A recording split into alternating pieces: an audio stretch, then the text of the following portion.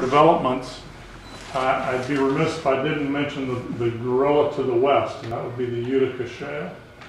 And that development of the Utica Shale is going to literally turn the economy of Ohio upside down, because the folks that are in the know tell us that there is a lot of oil involved in the Utica Shale. And so that would be a tremendous boon to the state of Ohio economically. And how that is going to impact the development of the Marcellus Shale, only time will tell, because there just doesn't seem to be the oil in place in the Marcellus that there is in the Utica reservoir. Secondly, I said that I wanted to talk about economics, and that is a critical piece of our business, particularly with what has happened in recent months with regards to natural gas prices. And I've got another handout here for the commission. Just some recent graphs there that will show you what's going on with product prices. Natural gas prices are at a 10-year low. Maybe you have heard that, maybe you have not.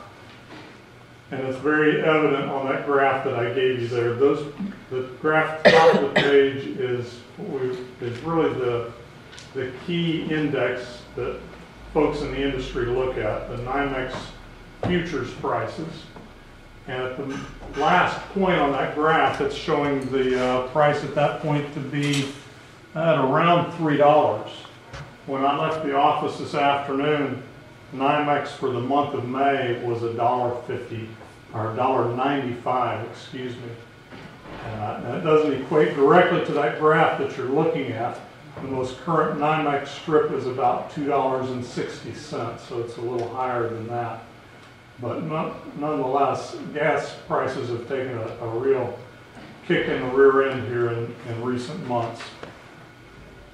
Oil prices are still hovering around around $100 a barrel, which is about the same point that it was 5 years ago. Not a whole lot of change in oil prices. So gas has been found here in the Marcellus Shale in northwestern West Virginia in particular.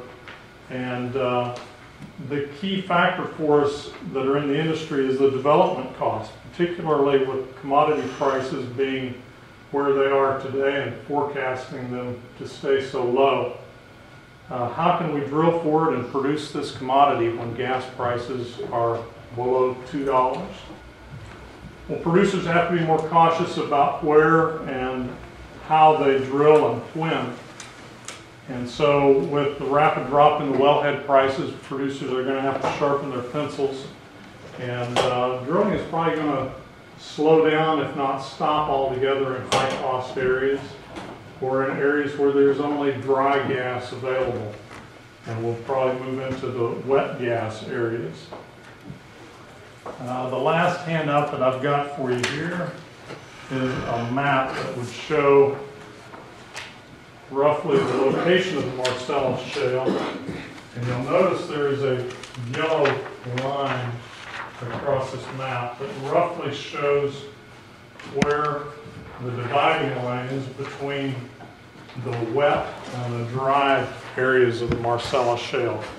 To the left, to the north and west, if you will, of that line is where the wet gas is more prevalent. To the right of that, to the east, is where the dry gas is more prevalent. Here in Doddridge County, you're generally to the drier side, but it's not totally dry here, particularly in the northern part of Doddridge County. The farther east that you go, definitely the drier the gas becomes in the Marcellus Shale. So the pace of development is probably going to change dramatically. It already has changed dramatically. A lot of rigs have been idled throughout the country, and the Marcellus area is not immune to that. But it's going to change dramatically. It's going to vary from company to company because different companies work under different economic models. Some are working off of internally generated funds. Some are foreign companies, have different economic models than we have here in the U.S. Some are privately held, some are publicly held. It's just hard to say exactly how it's going to affect different companies in different areas. But I think it's safe to say that the capital dollars are generally going to move out of the dry areas and into the wet areas where there's wet gas or where there's oil to be found. I think all of that bodes well for northwestern West Virginia. You know, wet gas is definitely here, and there's some infrastructure in place. More will need to be built. More is being built as we speak. The one thing that I want to say is, you know, this area has been familiar with the oil and gas industry for a long, long time, over 150 years. You know, the Oil and Gas Museum in Parkersburg likes to tout this is where it all began, here in West Virginia. And so I think it's good to see the industry have this rebirth here in West Virginia where it all began. I think all too often we get excited when we see a new Rite Aid or a new McDonald's being built in a community.